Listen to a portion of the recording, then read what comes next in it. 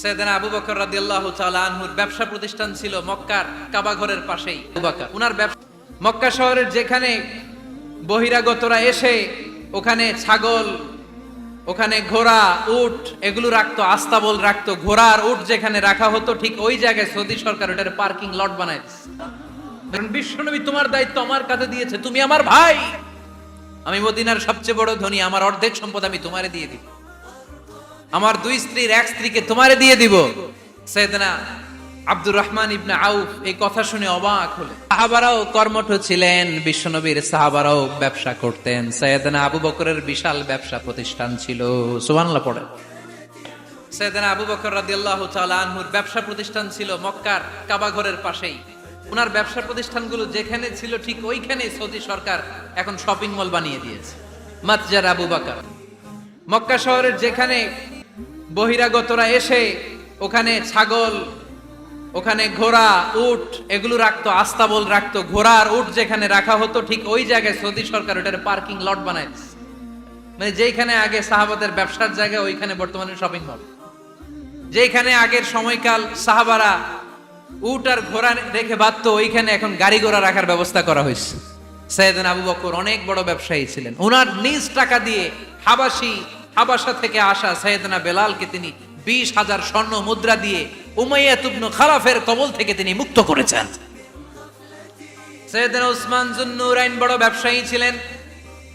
নিজের টাকা দিয়ে মদিনার মুসলমানেরা পানি খেতে পারে না, বিইরে রুমা নামে একটা কুয়া ছিল, এই কুয়ার মালিক ছিল ইহুদি। মুসলমানেরা পানি খেতে গেলে সে বকা দিত, পানি খেতে দিত না। বিশ্বনবী বললেন, আমার সাহাবীদের মধ্যে এমন কি কেউ নাই নিজের অর্থায়নে বীরে রুমা কিনে মুসলমানদেরকে দিয়ে দিবে? সাইয়েদনা উসমান যুন্নুরাইন বলল, ইয়া রাসূলুল্লাহ, আপনার খেদমতে আমি হাজির। মুহূর্তের মধ্যে সাইয়েদনা উসমান যুন্নুরাইন নিজের অর্থায়নে বীরে রুমাটা কিনে মুসলমানদের জন্য সদকা করে দিয়েছে। তো ব্যবসা না করলে, কর্মঠ না হলে, উপার্জন না হলে সদকা করা যাবে? চিল্লায় বলেন করা যাবে। আব্দুর রহমান ইবনে আউফ রাদিয়াল্লাহু তাআলা আনহু, ওনার সাথে ভ্রাতৃত্বের বন্ধনে যে সাহাবীকে বিশ্বনবী আবদ্ধ করে দিলেন, ওনার নাম হচ্ছে সাআদ ইবনে রাবিয়া। কি নাম? মদিনার অনেক বড় ব্যবসায়ী। বিশ্বনবী বললেন, ও আব্দুর রহমান ইবনে আউফ, সম্পদ ছেড়ে দিয়ে, পরিবার ছেড়ে দিয়ে, স্থাবর সব ছেড়ে দিয়ে আল্লাহ রাসূলের ভালোবাসায় মক্কা থেকে মদিনায় এসেছো। মদিনায় তোমার চিন্তা নাই, সাদ ইবনুর রবিকে আমি তোমার ভাই বানিয়ে দিলাম। সাদ ইবনুর রবি তোমার আপন ভাইয়ের মতো। সাদ ইবনে রবি বলল, আব্দুর রহমান, জীবনে তোমারে কোনোদিন দেখি নাই, তোমারে আমি চিনি না, তোমার নাম শুনি নাই, কিন্তু বিশ্বনবী তো তোমার দায়িত্ব আমাকে দিয়েছে। আমার চেয়ে বড় ধনী এই মদিনার মধ্যে দ্বিতীয় কেউ নাই। আজ থেকে তুমি আমার ভাই, আজ থেকে তুমি আমার কি? আল্লাহ আমাকে যত সম্পত্তি দান করেছে তার অর্ধেক সম্পত্তি আমি তোমার নামে দিয়ে দিলাম। ও আব্দুর রহমান ইবনে আউফ, শুধু তাই নয়, রব্বুল আলামিন আমাকে 2 জন স্ত্রী দিয়েছে। কয়জন? তুমি দেখো আমার কোন স্ত্রীকে তোমার বেশি ভালো লাগে, যার নাম তুমি বলবে সাথে সাথে আমি তারে তালাক দিয়ে দিব। তার ইদ্যত পালন শেষে তুমি তাকে বিয়ে করে তোমার সাথে নিয়ে যাবা। সুবহানাল্লাহ পড়ে। কারণ বিশ্বনবী তোমার দায়িত্ব আমার কাছে দিয়েছে, তুমি আমার ভাই, আমি মদিনার সবচেয়ে বড় ধনী, আমার অর্ধেক সম্পদ আমি তোমারে দিয়ে দিব, আমার 2 স্ত্রীর এক স্ত্রীকে তোমারে দিয়ে দিব। সাইয়েদনা আব্দুর রহমান ইবনে আউফ এই কথা শুনে অবাক হলেন। অবাক হয়ে উনিও এক অবাক কথা বললেন। উনি বললেন, লা হাজাতা লি ফি ইয়া আখি, ও আমার প্রাণের ভাই, তোমার কথা শুনে আমার হৃদয়টা ভরে গিয়েছে, কিন্তু তোমার সম্পদেরও দরকার আমার নাই, তোমার স্ত্রীরও দরকার আমার নাই। বারাকাল্লাহু ফি মালিক ওয়া লি আহলিক, আল্লাহ তোমার মালেও বরকত দেখ, তোমার সম্পদেও বরকত দেখ। তুমি শুধু একটু কষ্ট করবা। কি কষ্ট? দুল্লানি আলা সুক, show me the way to the market. তুমি মদিনায় কোনো মার্কেট আছে কিনা, শপিং মল আছে কিনা, ব্যবসা প্রতিষ্ঠান আছে কিনা আমারে দেখায় দাও। সুবহানাল্লাহ পড়ে। অবাক হয়ে গেলেন সাদ বিন রবি। বললেন, ও আব্দুর রহমান ইবনে আউফ, ঠিক আছে, তুমি যদি নিতে না চাও তোমারে আমি জোর জবরদস্তি করব না। শুনে রাখো, মদিনাতে ইহুদিদের কয়নুকার একটা বাজার আছে। এই কথা বলার সাথে সাথে আব্দুর রহমান ইবনে আউফ চলে গেলেন। এর পরের দিন অল্প কিছু পনির আর ঘি দিয়ে ব্যবসা শুরু করলেন। পনির আর ঘিয়ের ব্যবসা করতে করতে করতে করতে ব্যবসায় তিনি এত লাভ করলেন, উনি বললেন আমি যদি কখনো মদিনার বালুর মধ্যে হাত দিতাম ওই বালুটারও সোনা বানায় দিত কে? দুল্লানি আলা সুক, লক্ষ্মীপুরের কর্মঠ যুবক ভাইয়েরা, এ আব্দুর রহমান ইবনে আউফ আমাদের প্রেরণা। উনি অন্যের ঘাড়ে পাড়া দিয়ে খেতে চায় নাই, আরেকজনের উপর ডিপেন্ডেন্ট বা নির্ভরশীল হতে চায় নাই। তিনি স্বাবলম্বী হওয়ার শিক্ষা লেসেন কিয়ামত পর্যন্ত গোটা বিশ্বের যুবকদের জন্য রেখে গিয়েছে। চিল্লায় বলো ঠিক কিনা? দুল্লানি আলা সুক, show me the way to market. Market কোথায় দেখাও। পনির আর ঘি নিয়ে ব্যবসা করতে করতে কয়েক মাসের ব্যবধানে ইতিহাস সাক্ষী সাইয়েদনা আব্দুর রহমান ইবনে আউফ মদিনার বিশাল বড় বিজনেস ম্যাগনেটে পরিণত হয়ে গেলেন। চিল্লায় পড়েন আল্লাহু আকবার। এজন্য ব্যবসার ভিতরে বরকত ঢুকিয়ে দিয়েছে কে? বিষ্ণু বললেন আত-তাজিরা সাদুকাল আমিন মা'আন নাবিয়্যিন ওয়াস সিদ্দীকিন ওয়াস শুহাদা ওয়াস সালিহিন। আমানতদার ব্যবসায়ী তারা সাধারণ কোনো মানুষ নয়, কিয়ামতের দিন নবীদের সাথে হাসর হয়ে যাবে। আপনারা যারা ব্যবসা করেন, এটা সাধারণ বিষয় নয়। বিষ্ণু সাল্লাল্লাহু আলাইহি ওয়াসাল্লাম নিজেও ব্যবসায়ী ছিলেন। ওনার জীবনের প্রথমে তিনি খাদিজা রাদিয়াল্লাহু তাআলা আনহার ব্যবসার স্টাফ হয়ে কাজ শুরু করেছেন, এরপর নিজে ব্যবসা শুরু করেছেন। এরপরে খাদিজাতুল কুবরা রাদিয়াল্লাহু তাআলা আনহা সব সম্পত্তি বিয়ের পরে বিশ্বনবীর পায়ের সামনে ঢেলে দিয়েছেন। বললেন ইয়া রাসূলুল্লাহ, এই সম্পদ আমি আপনাকে দিয়ে দিলাম, আপনি ইচ্ছামতো দিনের প্রয়োজনে খরচ করেন। সুবহানাল্লাহ পড়ায়। এজন্য বিষ্ণু ঈসা ইসলাম আমাদের জন্য উপমা, আব্দুর রহমান ইবনে আউফ আমাদের জন্য উপমা।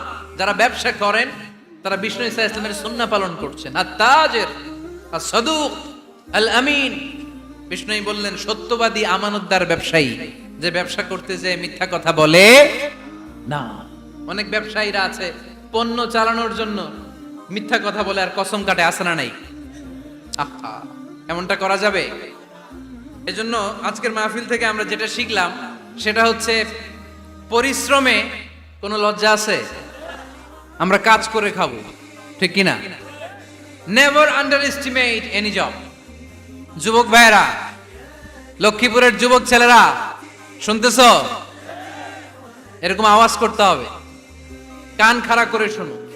Never under estimate any job. কোন চাকরিকে ছোট করে দেখা যাবে, whether it's small or big, you don't care. এটার কেয়ার করা যাবে না। ছোট্ট চাকরি পাইলেই ঢুকে যাবা, বড় অফার আসলে পরে ঢুকবা। এটা ছোট কাজ, এটা হোটেলের ওয়েটার, এটা ছোট্ট স্টাফ, এটা কেরানি না। কাজ কাজই, কাজের মধ্যে কোনো ছোট বড় নাই। খেটে খাওয়া মানুষকে বিশ্বনবী অনেক সম্মান করতেন। বিষ্ণু ঈসা ইসলাম খেটে খাওয়া মানুষদেরকে এত ভালোবাসতেন, বিদায় হজের মতো এত গুরুত্বপূর্ণ ভাষণও এই মেহনতি মানুষদের কথা বাদ যায় না। সুবহানাল্লাহ পড়বেন না? দিনটা ছিল জুমাবার। বিষ্ণু ঈসা ইসলাম আরাফাতের ময়দানে দাঁড়িয়ে ঐতিহাসিক একটা ভাষণ দিলেন। এই ভাষণের নাম হলো বিদায় হজের ভাষণ। এই বিদায় হজের ভাষণেও খেটে খাওয়া মানুষের কথা বিশ্বনবী বাদ দেয় নাই।